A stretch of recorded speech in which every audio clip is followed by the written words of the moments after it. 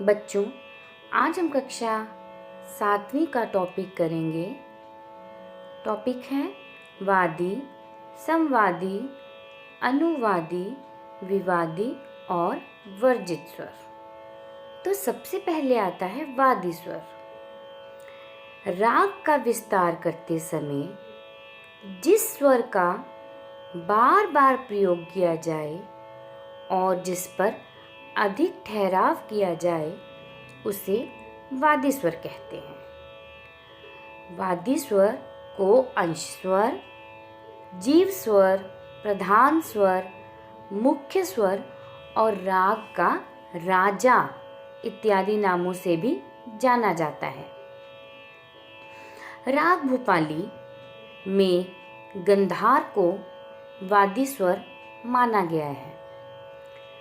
मैं राग भूपाली का विस्तार गाऊंगी। सा सा गा रे सा, धा सा रे का, पा गा, धा पा गा रे सा। तो आपने इसमें देखा कि इसमें गा स्वर का प्रयोग बार बार किया जा रहा है। तो ग वादी स्वर है। वादी स्वर के बाद आता है समवादी स्वर। राग का दूसरा महत्वपूर्ण स्वर समवादी कहलाता है। इसका प्रयोग वादी स्वर से कुछ कम और अन्य स्वरों से कुछ ज़्यादा किया जाता है।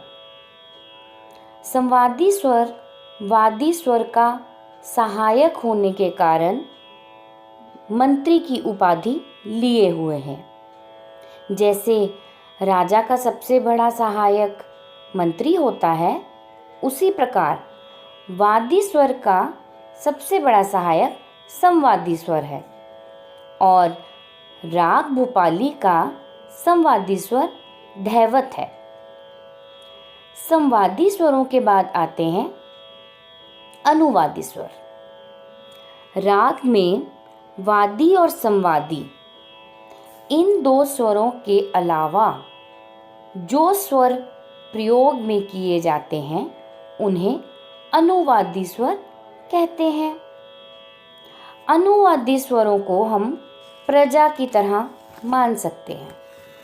जिस प्रकार एक राजा और एक मंत्री अपनी प्रजा के बिना नहीं रह सकता, उसी प्रकार वादी और समवादी स्वर अनुवादी स्वरों के बिना नहीं रह सकते।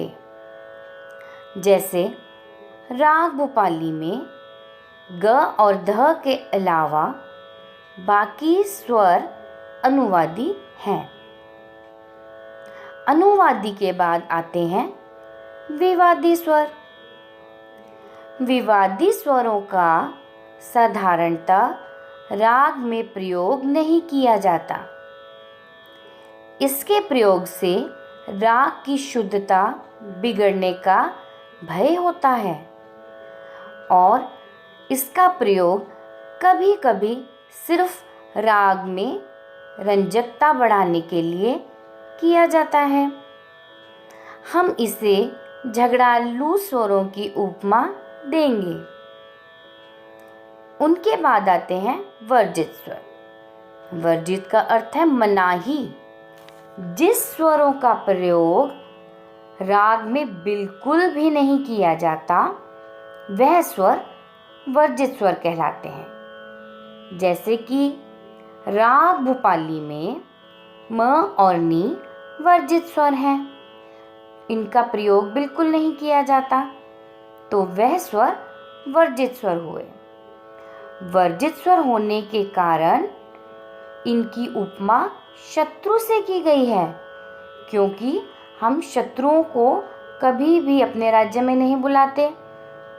तो वर्जित मतलब मनाही और शत्रु मतलब जो हमारे राग रूपी राज्य में कभी भी प्रवेश नहीं करेंगे। मैं आशा करती हूँ बच्चों, आपको यह टॉपिक अच्छे से समझ में आ गया होगा। धन्यवाद।